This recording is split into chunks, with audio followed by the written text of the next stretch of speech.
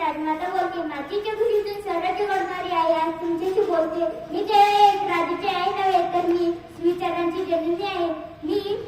मी तलवारीला दाद देणार नाही. मी माणसाच्या मनाला दाद देणारी आई आहे. मी माझ्या लेकराला झुलवताना अंगाई गीत गायले नव्हते. मी त्यांना स्वराचे स्वप्न दाखवत होते.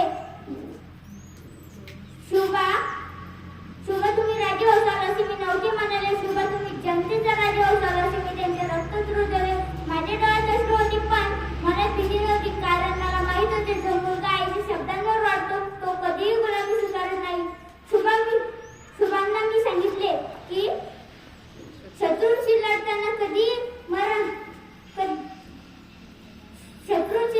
मरण आले तरी बेहतर, पण कधी अन्यायाशी लढताना कधीही तडजोड करू नका.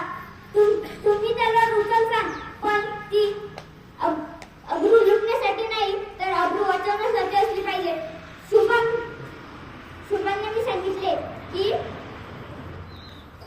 राजा म्हणजे फक्त एक सिंहासन नाही, राजा म्हणजे जबाबदारी आहे.